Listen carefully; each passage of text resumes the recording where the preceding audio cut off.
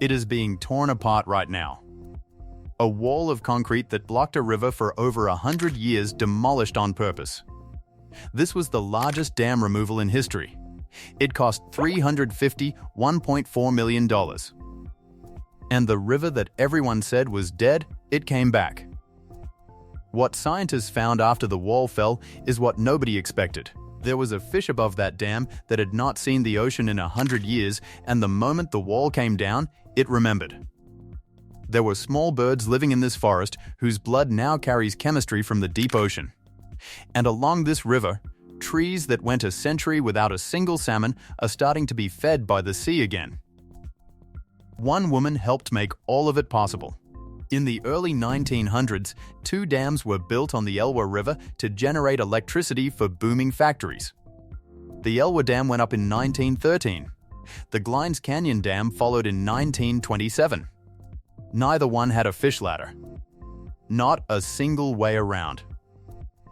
Before those walls went up, around 400,000 Pacific salmon swam up this river every single year. The dam stopped them at the mouth. A migration route millions of years old ended in a season. Stat pre-dam salmon run, each 400,000 per year. By 2011, fewer than 4,000, a collapse of about 99%. The salmon were locked into the lowest 5 miles of a 45-mile river. More than 40 miles of wild habitat inside Olympic National Park empty. Salmon are not just fish in this ecosystem. They are a delivery system. Every year they came back from the ocean, their bodies packed with nitrogen, phosphorus, and carbon built up over years at sea. Bears fed on them. Eagles and otters too. When those carcasses were dragged into the forest, the nutrients went with them into the soil, into the trees. When the salmon disappeared, that delivery stopped. The whole web began to crack from the inside. The river had been killed by concrete. And the damage ran far deeper than anyone had mapped. Vanessa Castle grew up fishing this river. I am Vanessa Castle, or Eampton is my given name, which means strong woman, and I am a member of the Lower Elwha Klallam Tribe. I am a natural resource technician.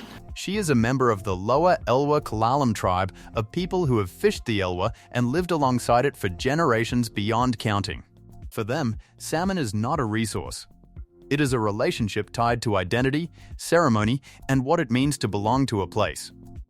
The dams did not just interrupt that. They severed it. Vanessa's mother was a commercial fisherwoman on the Elwha. When the dams had destroyed the salmon run so thoroughly that the river could no longer support a living, her mother had no choice.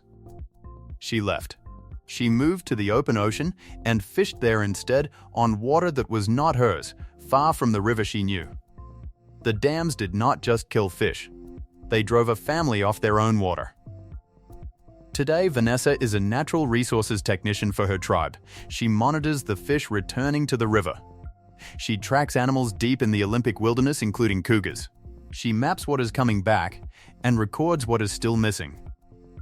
She takes young people from her community out to the river and teaches them what this place is and what it costs to get it back. She is not watching this recovery from the outside. She is one of the people building it.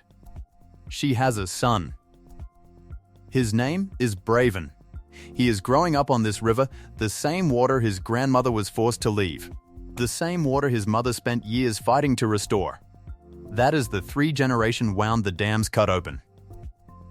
And the 3-generation story of what it takes to close it. You cannot just blow up a dam this size. Behind those 2 walls sat roughly 100 years of accumulated mud, silt, and gravel, more than 20 million cubic yards of material that had nowhere to go. Break the wall too fast, and you release it all at once. That material becomes a wave. It buries everything downstream.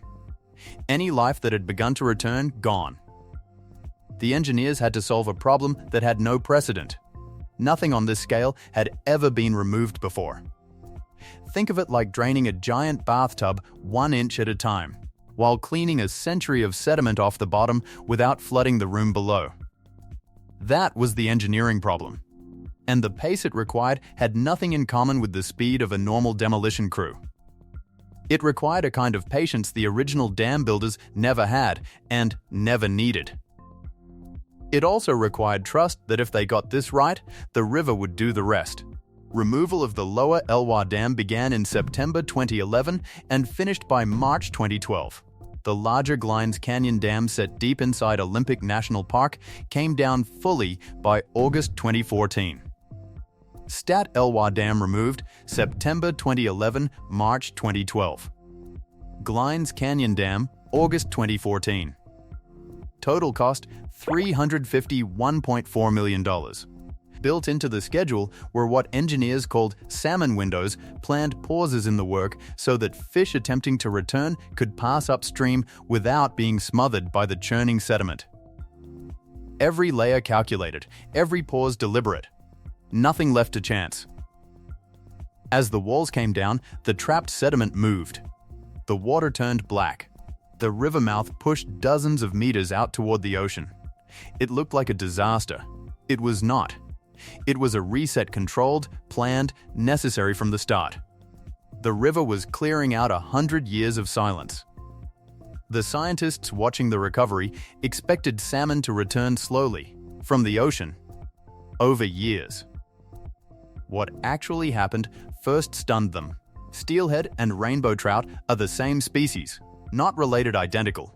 The only difference is behavior.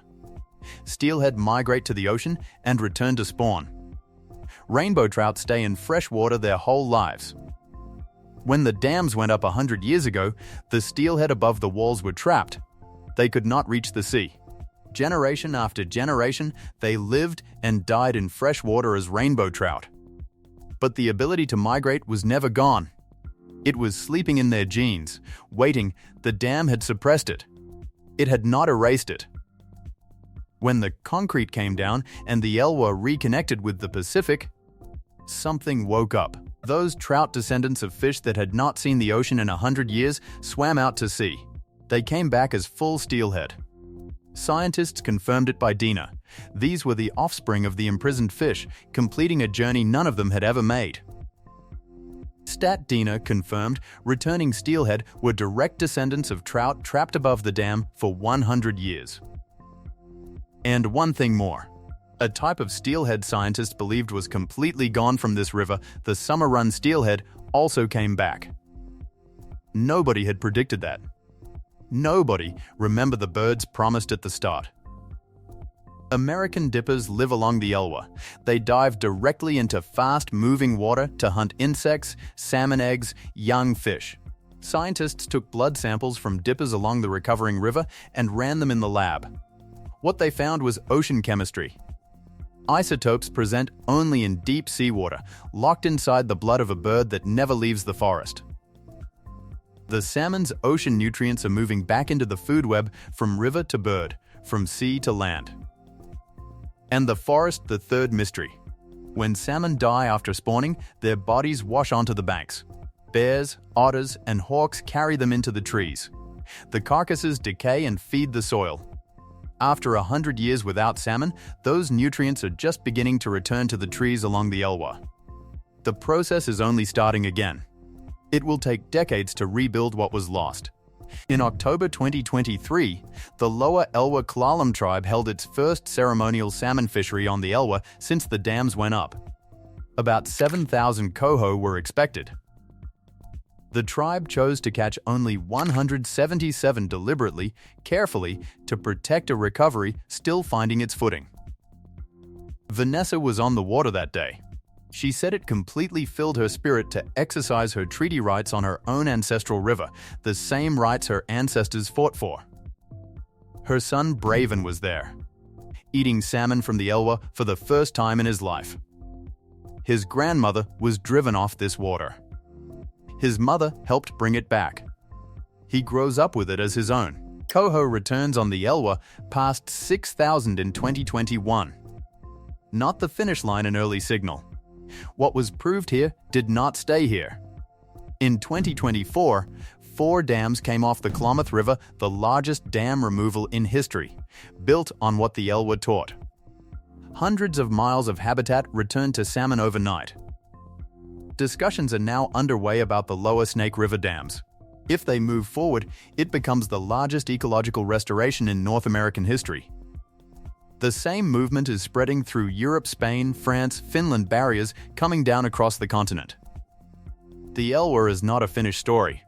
The river is still healing. The salmon still have a long way to go. The forest is still rebuilding, one returning fish at a time. But a gene that waited 100 years in the dark finally woke up. And the river that concrete tried to kill is still running.